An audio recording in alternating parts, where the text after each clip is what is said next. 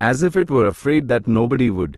Living room में आवाज वाली घड़ी ने गाया, टिक टॉक, 7 बजे, उठने का समय हो गया, उठने का समय हो गया, 7 बजे। जैसे कि उसे डर था कि कोई उठेगा ही नहीं। The morning house lay empty. सुबह का घर खाली पड़ा था। The clock ticked on, repeating and repeating its sounds into the emptiness. घड़ी टिक टिक करती रही, अपनी आवाज को उस खालीपन में बार बार दोहराती रही। 7-9, breakfast time, 7-9. 7-9, नाश्ते का समय, 7-9.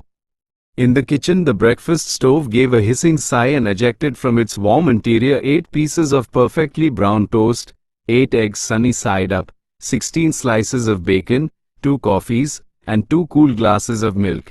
किचन में नाश्ते के स्टोव ने एक फुफकार भरी और अपने गर्म अंदरूनी हिस्से से पूरी तरह से भूनी हुई 8 टोस्ट, 8 अंडे सनी साइड अप, बेकन के 16 स्लाइस, 2 कॉफी और 2 ठंडे दूध के गिलास बाहर निकाले। Today is August 4, 2026, said a second voice from the kitchen ceiling, in the city of Allendale, California.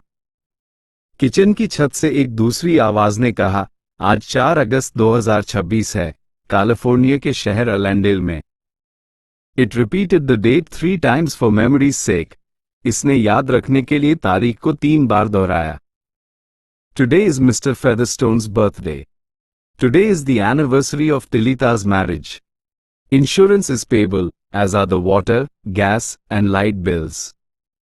आज मिस्टर फेदरस्टोन का जन्मदिन है। आज टिलिटा की शादी की सालगिरह है।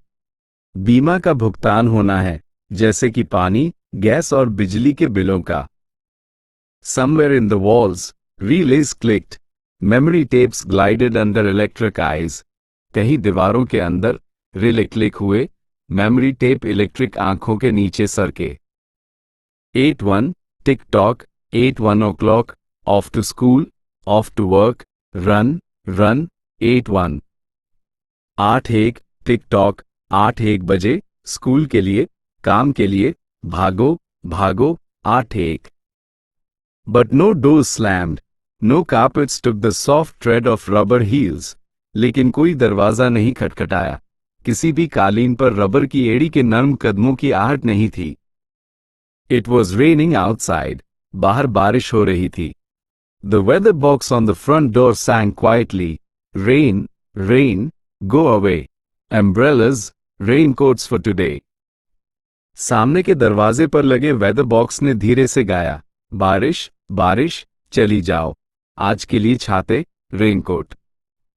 And the rain tapped on the empty house, echoing. और बारिश खाली घर पर टपक रही थी, जिसकी गूंज सुनाई दे रही थी। Outside, the garage chimed and lifted its door to reveal the waiting car. बाहर, गराज ने घंटी बजाई और अपनी कार को दिखाने के लिए अपना दरवाजा उठाया। After a long wait, the door swung down again. एक लंबे इंतजार के बाद दरवाजा फिर से नीचे झुक गया। At 8:30 the eggs were shriveled and the toast was like stone. 8:30 बजे अंडे सिकुड़ गए थे और टोस्ट पत्थर जैसा हो गया था। An aluminum wedge scraped them into the sink, where hot water whirled them down a metal throat which digested and flushed them away to the distant sea. एक एल्यूमिनियम के पच्चे ने उन्हें सिंक में खुरच दिया, जहां गर्म पानी ने उन्हें एक धातु के गले से नीचे घुमाया जिसने उन्हें पचाया और दूर समुद्र में बहा दिया। The dirty dishes were dropped into a hot washer and emerged twinkling dry. गंदे बर्तनों को एक गर्म वॉशर में डाल दिया गया और वे चमकते हुए सूखे निकले। 9:15 sang the clock, time to clean. 9:15 घड़ी ने गाया, सफाई का समय। Out of warrens in the wall, tiny robot mice darted. दीवारों के अंदर बने बिलों से छोटे रोबोट चूहे तेजी से निकले। The rooms were crawled with the small cleaning animals, all rubber and metal. कमरे छोटे सफाई करने वाले जानवरों से भर गए थे, जो सभी रबर और धातु के थे। They thudded against chairs, whirling their mustached runners, kneading the rug nap, sucking gently at hidden dust. वे कुर्सियों से टकराते, अपने मूंछ वाले रनर को घुमाते, गलीचे के रोए को मलते, छिपी हुई धूल को धीरे धीरे चूसते। Then, like mysterious invaders, they popped into their burrows. फिर रहस्यमय हमलावरों की तरह वे अपने बिलों में घुस गए। Their pink electric eyes faded. उनकी गुलाबी इलेक्ट्रिक आंखें फीकी पड़ गईं। The house was clean. घर साफ था। 10 o'clock. The sun came out from behind the rain. 10 बजे। बारिश के पीछे से सूरज निकल आया। The house stood alone in a city of rubble and ashes. घर मलबे और राख के शहर में अकेला खड़ा था। This was the one house left standing. यह अकेला घर था जो बचा हुआ था। At night the ruined city gave off a radioactive glow which could be seen for miles. रात में बर्बाद शहर से एक रेडियोधर्मी चमक निकलती थी जिसे मीलों दूर से देखा जा सकता था। 10:15. The garden sprinklers whirled up in golden founts, filling the soft morning air with scatterings of brightness. 10:15. बगीचे के स्प्रिंकलर सुनहरे फव्वारों में घूमते हुए सुबह की नर्म हवा को चमक के बिखराव से भर रहे थे। The water pelted window panes, running down the charred west side where the house had been burned, evenly free of its white paint. पानी खिड़कियों के शीशों पर गिर रहा था, जली हुई पश्चिमी तरफ से नीचे बह रहा था जहां घर जला था, सफेद रंग से पूरी तरह मुक्त। The entire west face of the house was black, save for 5 places. घर का पूरा पश्चिमी चेहरा काला था, सिवाय 5 जगहों के। Here the silhouette in paint of a man mowing a lawn. यहाँ घास काटते हुए एक आदमी की पेंट में बनी परछाई थी। Here, as in a photograph, a woman bent to pick flowers. यहाँ एक तस्वीर की तरह एक महिला फूल तोड़ने के लिए झुकी हुई थी। Still farther over, their images burned on wood in one titanic instant. A small boy, hands flung into the air. Higher up, the image of a thrown ball, and opposite him a girl, hands raised to catch a ball which never came down. अभी भी और आगे, उनकी तस्वीरें एक बहुत बड़े पल में लकड़ी पर जल गई थी। एक छोटा लड़का, जिसने हवा में हाथ उछाले हुए थे। ऊपर, एक फेंकी हुई गेंद की तस्वीर, और उसके सामने एक लड़की, जिसने एक गेंद को पकड़ने के लिए हाथ उठाए हुए थे जो कभी नीचे नहीं आए। The 5 spots of paint, the man, the woman, the children, the ball remained. Paint के 5 धब्बे, आदमी, महिला, बच्चे, गेंद, बने रहे। The rest was a thin charcoal lead layer. बाकी एक पतली जली हुई परत थी। The gentle sprinkler rain filled the garden with falling light. नर्म फुहार वाली बारिश ने बगीचे को गिरती हुई रोशनी से भर दिया। Until this day, how well the house had kept its peace. इस दिन तक घर ने कितनी अच्छी तरह अपनी शांति बनाए रखी थी। How carefully it had inquired, who goes there? What's the password? इसने कितनी सावधानी से पूछा था, वहां कौन जा रहा है? पासवर्ड क्या है? And, getting no answer from lonely foxes and whining cats, it had shut up its windows and drawn shades in an old maidenly preoccupation with self-protection which bordered on a mechanical paranoia. और अकेले लोमड़ी और रोती बिल्लियों से कोई जवाब नहीं मिलने पर इसने अपनी खिड़कियों को बंद कर दिया था और खुद की सुरक्षा में पुराने कुंवारेपन के साथ पर्दे खींच लिए थे जो एक मशीनी पागलपन की सीमा पर था। It quivered at each sound. The house did. घर हर आवाज पर कांपता था। If a sparrow brushed a window, the shade snapped up. अगर एक गौरैया खिड़की से टकराती, तो पर्दा ऊपर चला जाता। The bird, startled, flew off. No, not even a bird must touch the house. पक्षी चौंककर उड़ गया। नहीं, एक पक्षी को भी घर को छूना नहीं चाहिए। 12 noon, दोपहर के 12 बजे। A dog whined, shivering, on the front porch. एक कुत्ता सामने के बरामदे में कांपते हुए रोया। The front door recognized the dog voice and opened. सामने के दरवाजे ने कुत्ते की आवाज को पहचाना और खुल गया।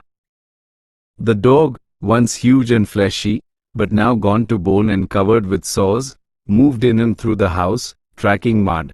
कुत्ता, जो कभी विशाल और मांसल था, लेकिन अब केवल हड्डियों का ढांचा और घावों से भरा हुआ था, घर के अंदर और बाहर घूमता रहा, जिससे कीचड़ के निशान बन गए। Behind it whirred angry mice, angry at having to pick up mud, angry at inconvenience. उसके पीछे गुस्से वाले चूहे घूम रहे थे, कीचड़ उठाने के लिए गुस्से में, असुविधा के कारण गुस्से में। For not a leaf fragment blew under the door, but what the wall panels flipped open and the copper scrap rats flashed swiftly out.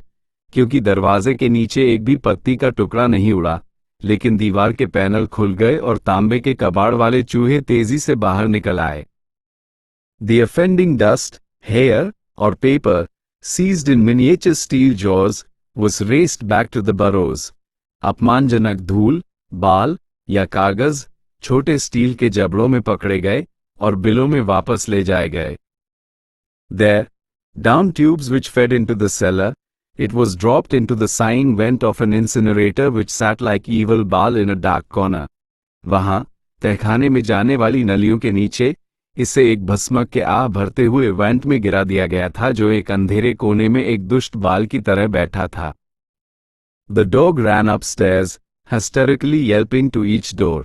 At last realizing, as the house realized, that only silence was here. कुत्ता ऊपर भागा, हर दरवाजे पर पागलों की तरह भौंकता रहा। आखिरकार, जैसा कि घर को भी एहसास हुआ कि यहाँ केवल सन्नाटा था। It sniffed the air and scratched the kitchen door. उसने हवा को सूंघा और किचन के दरवाजे को खरोंचा। Behind the door, the stove was making pancakes which filled the house with a rich baked odor and the scent of maple syrup. दरवाजे के पीछे स्टोव पैनकेक बना रहा था जो घर को एक समृद्ध बेक की हुई सुगंध और मेपल सिरप की खुशबू से भर रहा था। The dog frothed at the mouth, lying at the door, sniffing, its eyes turned to fire. कुत्ते के मुंह से झाग निकल रहा था, वह दरवाजे पर लेटा हुआ, सूंघ रहा था, उसकी आंखें आग की तरह जल रही थी। It ran wildly in circles, biting at its tail, spun in a frenzy, and died. ये पागलों की तरह चक्कर काटता रहा, अपनी पूंछ को काटता रहा, एक उन्माद में घूमता रहा और मर गया। It lay in the parlor for an hour. यह 1 घंटे तक पार्लर में पड़ा रहा। 2 o'clock, sang a voice. 2 बजे, एक आवाज ने गाया। Delicately sensing decay at last, the regiments of mice hummed out as softly as blown grey leaves in an electrical wind.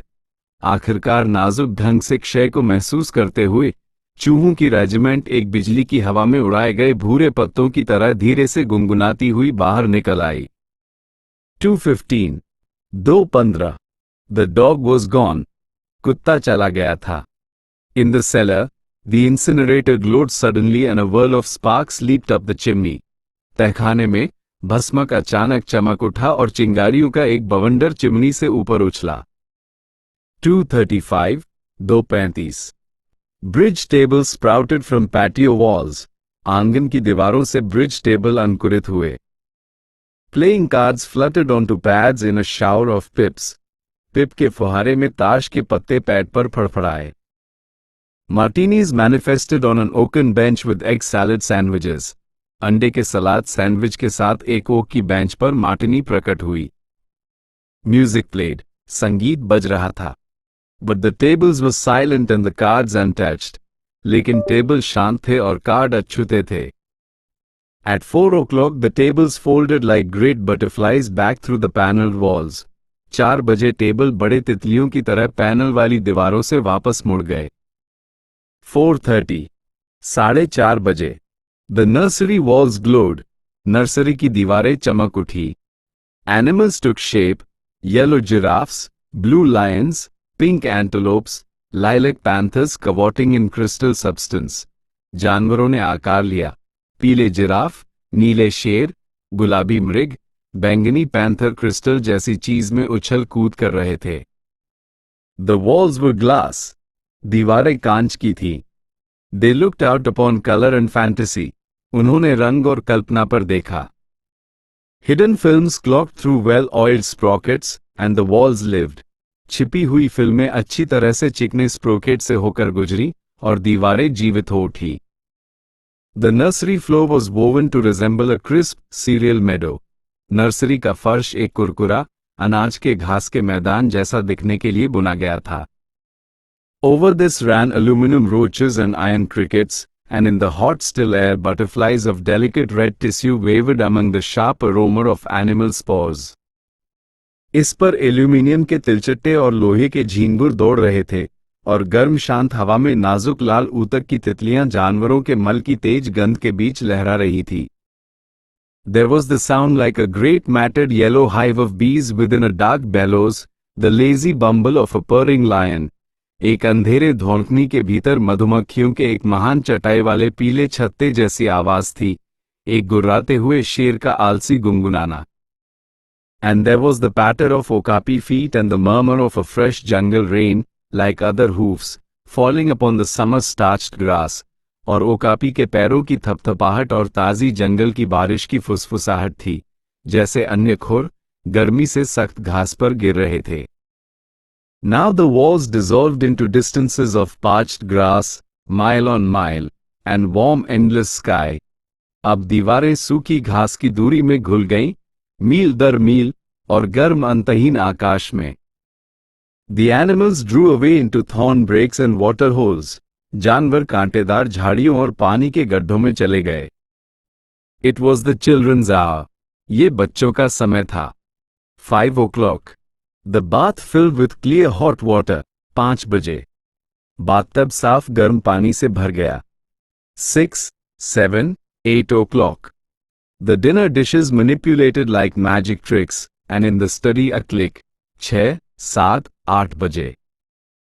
Dinner के बर्तन जादू की तरकीबों की तरह संभाले गए, और अध्ययन कक्ष में एक क्लिक की आवाज हुई. In the metal stand opposite the hearth where a fire now blazed up warmly, a cigar popped out, half an inch of soft grey ash on it, smoking, waiting. चूल्हे के सामने धातु के स्टैंड में जहां अब आग गर्म हो रही थी, एक सिगार बाहर निकला, जिस पर आधा इंच नरम राख थी. धुआं निकल रहा था, इंतजार कर रहा था. 9 o'clock. The beds warmed their hidden circuits, for nights were cool here. 9 बजे. बिस्तरों ने अपने छिपे हुए सर्किटों को गर्म कर दिया, क्योंकि यहां रातें ठंडी थी. 9:05. A voice spoke from the study ceiling. Mrs. McClellan, which poem would you like this evening? 9:05. अध्ययन कक्ष की छत से एक आवाज बोली, श्रीमती मैक्लेलन, आज शाम आपको कौन सी कविता चाहिए? The house was silent. घर शांत था. The voice said at last, since you express no preference, I shall select a poem at random. आखिरकार आवाज ने कहा, चूंकि आप कोई पसंद व्यक्त नहीं करती हैं, मैं बेतरतीब ढंग से एक कविता का चयन करूंगा. Quiet music rose to back the voice. आवाज के पीछे शांत संगीत बजने लगा. Sarah Teasdale. As I recall, your favorite.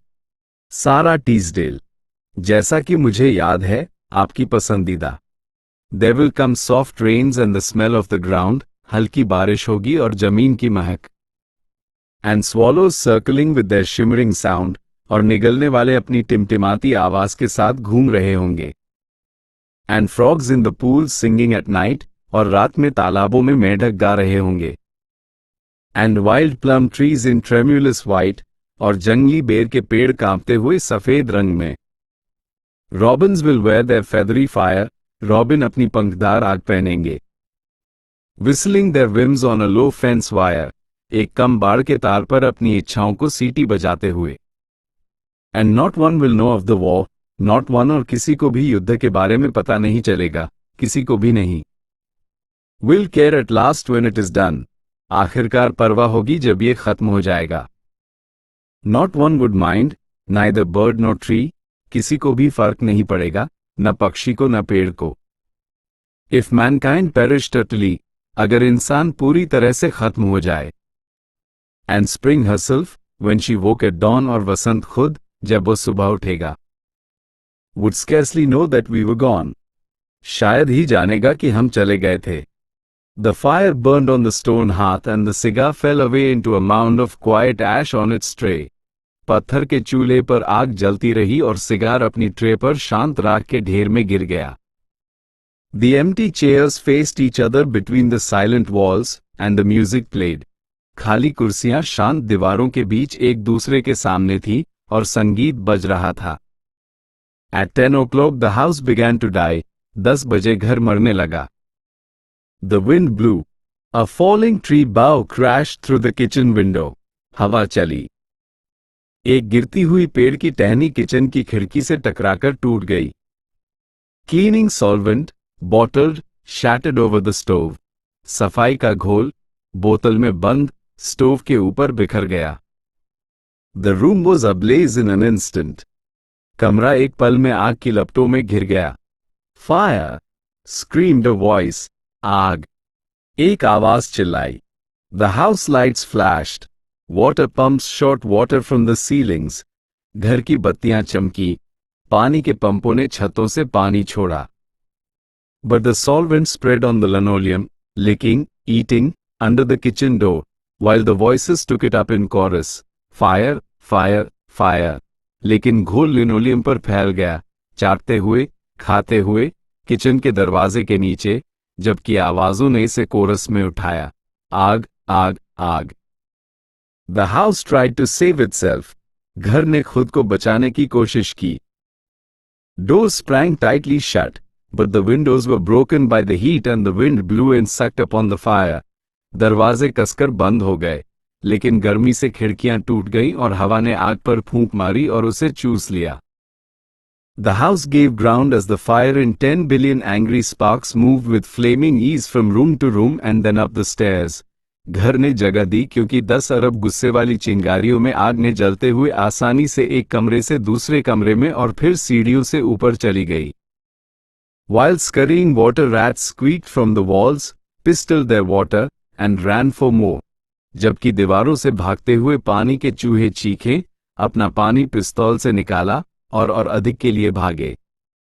And the wall sprays let down showers of mechanical rain. और दीवार के स्प्रे ने यांत्रिक बारिश की फुहारें गिराईं। But too late. लेकिन बहुत देर हो चुकी थी।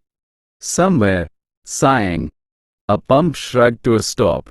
कहीं, आप भरते हुए, एक पंप रुक गया। The quenching rain ceased. बुझाने वाली बारिश बंद हो गई। The reserve water supply which had filled baths and washed dishes for many quiet days was gone. आरक्षित पानी की आपूर्ति जिसने कई शांत दिनों तक बाथटब भरे थे और बर्तन धोए थे, वो खत्म हो गई थी। The fire crackled up the stairs. आग सीढ़ियों से ऊपर चटक गई। It fed upon Picassos and Matisses in the upper halls, like delicacies, baking off the oily flesh, tenderly crisping the canvases into black shavings. इसने ऊपर के हॉलों में पिकासो और मैटिस पर, नाजुकताओं की तरह, तैलीय मांस को सेंकते हुए, कैनवस को कोमलता से काले टुकड़ों में बदल दिया। Now the fire lay in beds, stood in windows, changed the colors of drapes. अब आग बिस्तरों में पड़ी थी, खिड़कियों में खड़ी थी, पर्दों के रंग बदल रही थी। And then, reinforcements. From attic trapdoors, blind robot faces peered down with faucet mouths gushing green chemical.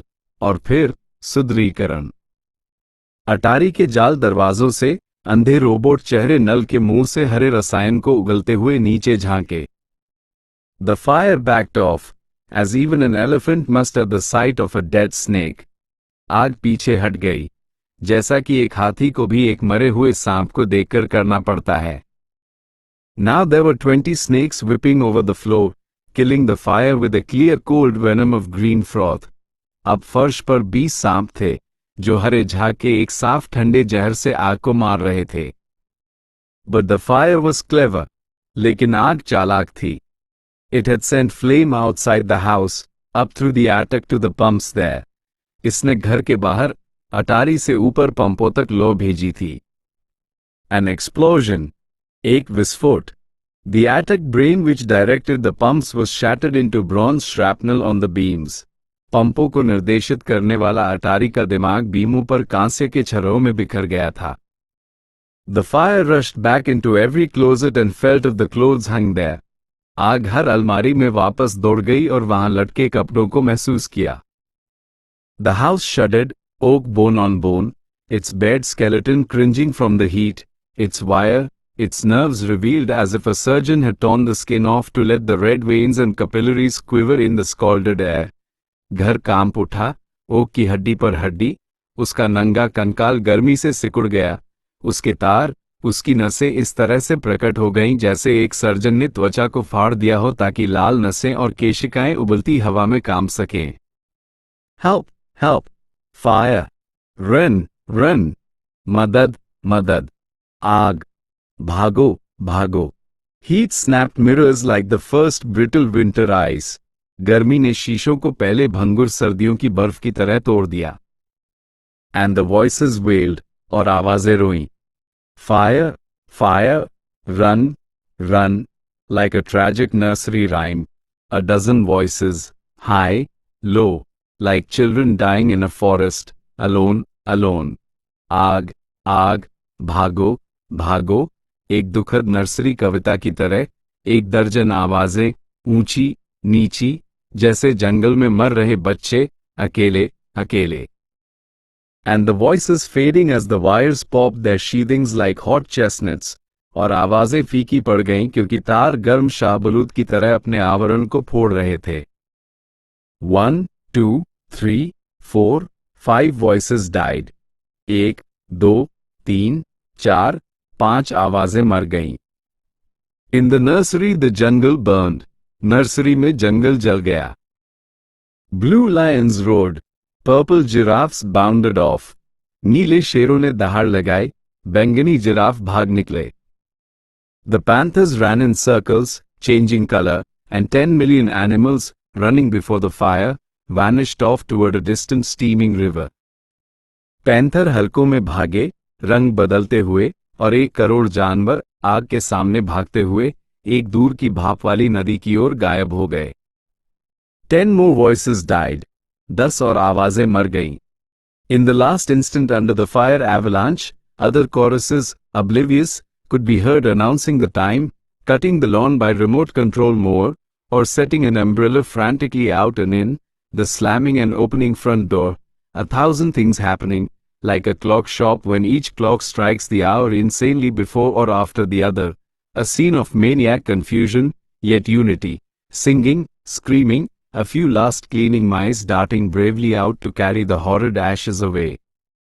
आग के हिमस्खलन के नीचे आखिरी पल में अन्य कोरस, बेपरवाह, समय की घोषणा करते हुए, रिमोट कंट्रोल मोवर से लॉन काटते हुए, या एक छाते को पागलपन से बाहर और अंदर करते हुए, सामने के दरवाजे को पटकते और खोलते हुए, 1000 चीजें हो रही थी, जैसे एक घड़ी की दुकान जब हर घड़ी एक दूसरे के पहले या बाद में पागलपन से घंटे बजाती है, एक पागल भ्रम का दृश्य, फिर भी एकता, गाते हुए, चिल्लाते हुए, कुछ आखिरी सफाई करने वाले चूहे बहादुरी से बाहर निकलते हुए भयानक राख को दूर ले जाने के लिए। And one voice, with sublime disregard for the situation, read poetry aloud in the fiery study, until all the film spools burned, until all the wires withered and the circuits cracked. और एक आवाज, स्थिति के लिए उत्कृष्ट उपेक्षा के साथ, उग्र अध्ययन में जोर से कविता पढ़ती रही, जब तक कि सभी फिल्म के स्पूल जल नहीं गए, जब तक कि सभी तार मुरझा नहीं गए और सर्किट फट नहीं गए। The fire burst the house and let it slam flat down, puffing out skirts of spark and smoke. आग ने घर को फोड़ दिया और इसे सपाट नीचे पटकने दिया, चिंगारी और धुएं के स्कर्ट को बाहर निकाल दिया। In the kitchen, an instant before the rain of fire and timber, the stove could be seen making breakfasts at a psychopathic rate, 10 dozen eggs, 6 loaves of toast, 20 dozen bacon strips, which, eaten by fire, started the stove working again, hysterically hissing. Kitchen में आग और लकड़ी की बारिश से एक पल पहले स्टोव को एक मनोरोग दर पर नाश्ता बनाते हुए देखा जा सकता था। 10 दर्जन अंडे, 6 टोस्ट के टुकड़े, 20 दर्जन बेकन स्ट्रिप्स, जिसे आग द्वारा खा लिया गया, जिससे स्टोव फिर से काम करने लगा, पागलों की तरह फुफकारता हुआ। The crash. The attic smashing into kitchen and parlor. The parlor into cellar, cellar into sub-cellar, टक्कर। अटारी किचन और पार्लर में टूट रही थी, पार्लर तहखाने में, तहखाना उप तहखाने में। Deep freeze, armchair, film tapes, circuits, beds, and all like skeletons thrown in a cluttered mound deep under. Deep freeze, आराम कुर्सी, फिल्म टेप, सर्किट, बिस्तर, और सभी एक अव्यवस्थित टीले में गहरे नीचे फेंके गए कंकाल की तरह। Smoke and silence. A great quantity of smoke. धुआं और सन्नाटा. बहुत ज्यादा धुआं. Dawn showed faintly in the east. पूरब में सुबह हल्की सी दिखाई दी. Among the ruins, one wall stood alone. खंडहरों के बीच एक दीवार अकेली खड़ी थी. Within the wall, a last voice said, over and over again and again, even as the sun rose to shine upon the heaped rubble and steam. दीवार के भीतर एक आखिरी आवाज ने बार बार कहा, यहां तक कि जब सूरज ने ढेर सारे मलबे और भाप पर चमकने के लिए उगना शुरू किया. Today is August 5th, 2026. Today is August 5th, 2026. Today is. आज 5 अगस्त 2026 है. आज 5 अगस्त 2026 है. आज है.